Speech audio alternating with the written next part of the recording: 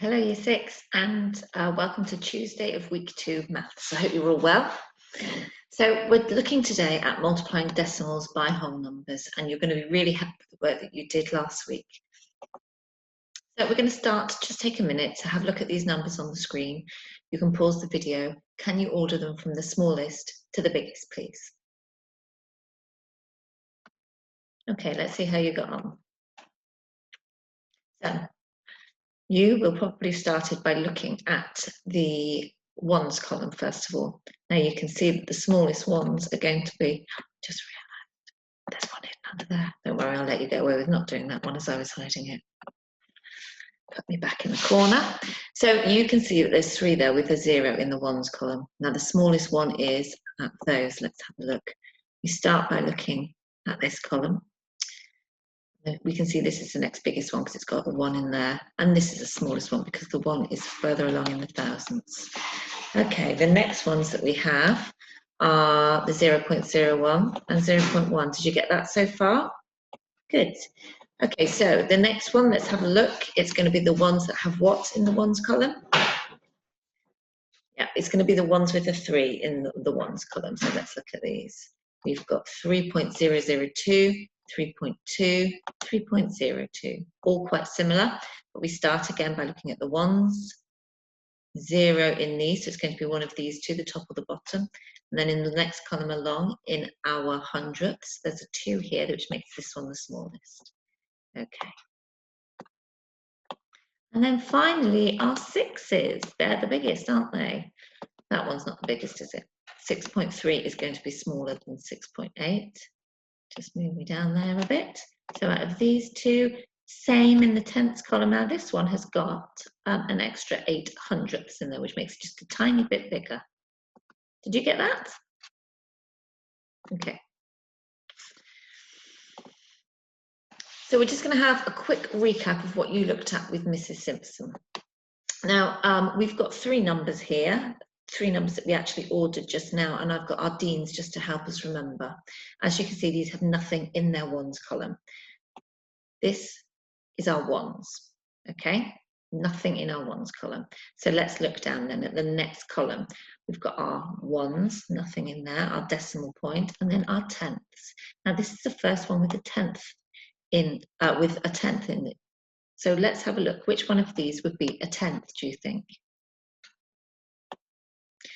This one would be a tenth. Now, what makes that a tenth? It would fit into this one exactly 10 times. So if we divided our 1 by 10, we would get one of these. It fits in there exactly 10 times. So that is a tenth. Now, as you can see, it's smaller, isn't it, than the whole number, of course. It's quite a bit bigger than these two, isn't it? So then we've got these 2 left. Both of them have nothing in their tenths column. The next smallest one is this one. It's got a 1 in the hundredths, and that would be here. That's because this fits into our 1, our whole, 100 times. And then finally, this one has got a 1 in the thousandths, so that's 1,000. So when we had a number just now, do you remember 6.88? It had an extra 8 hundredths. It had an extra 8 of these, not much bigger, but a little bit bigger. So those are the sizes that we're looking at. Now today we're going to be using counters as well, just like we do in class. So just take a minute to remind yourself which counter goes with which block. Okay. That's the 1. 0.1 is a tenth. That's a hundredth. And here is our thousandth. Very small compared to the whole, isn't it? Okay, so we're going to be using those counters today, so make sure you know what each of those represent. So, our learning objective today is to multiply numbers by decimals. So let's have a look at our decimal that we've got. We've got 1.212. Can you just make sure that you can see in our top line here that that number represents 1.212? Can you see anything that's missing? Well, I don't know if you spotted that it was a decimal point that was missing. So we need to make sure those decimal points are there between the ones and then our decimal numbers. Okay. So this number represents 1.212. Can you use that, please, to multiply it by 3? So we've got it there once. You can use pen, you can use paper, you can scribble it out if you want to, draw a quick grid, but have a go at doing that. Okay, so you've probably drawn out something that looks a bit like this. You might have done something different, that's fine too. So let's just have a quick look. Where am I going to go now? In that corner maybe? Maybe that's a good place for me. Okay, so we've multiplied it by 3, haven't we? But at the moment they're still, we haven't written it as a number, have we? So let's do that now. Now I'm going to start in this thousandths column. I'm just going to simply count out the thousandths. You'll see next screen why we start in the thousandths column. You've probably got an idea already. How many thousandths do we have? Yep. How many hundredths? How many tenths? What goes here? Don't forget that decimal, very important. And of course, 3 multiplied by 1 is 3. Okay, so that's how we do it with counters. Let's just take a moment to have a look at how we would do that with a written multiplication. Very simply, we start over here in this column here, 3 times 2, 6, 3 times 1, 2 times 3. What goes in here? The decimal. And 1 times 3. Did you get the same answer? Okay, let's have a look at another one now. Right, 1.213 multiplied by 4. If you'd like to pause the video and have a go. Okay, how did you get on? Did you get something that looked like this? Right, let's very quickly do what we did last time and just add up our counters. Okay, now what do you notice about starting in our thousandths column? Have a look, what do you notice? Imagine if we had ones. Could we have, if I count these up very quickly, there's 12 in there. Could we have 12 in our ones column? We couldn't, could we? What would we have to do? We'd have to exchange 10 of the ones. So we're going to do exactly the same here. We're going to exchange 10 of these and get a hundredths column. Just the same as if we had 12 in here, we would exchange 10 of them for a tens counter and just leave 2 in here. So let's go. I'm going to cross out 10 of them. You can do this on your sheet as well if you like.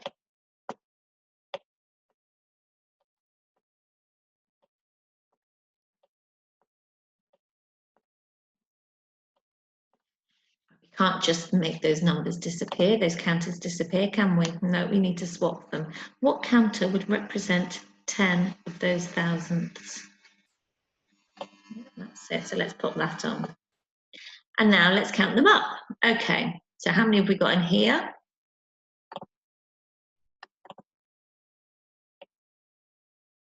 And in our next column, we've got 5 now, haven't we? We've added an extra hundredth. And in this column, we've got 8 of those tenths. What do we need to put in here? And how many ones? Right, let's use that written method to explore that as well. So there's that written method. Pause the video, have a go.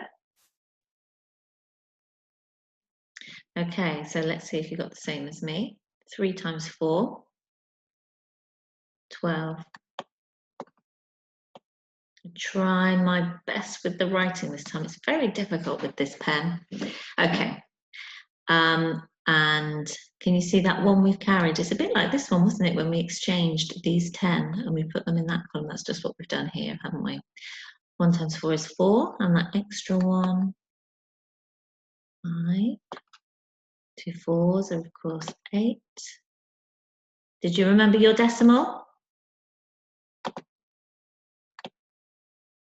Did we get the same answer? Of course we did. Excellent. Okay.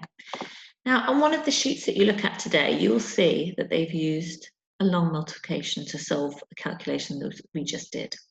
So I would like to explore both methods with you so you can use whichever one suits you best.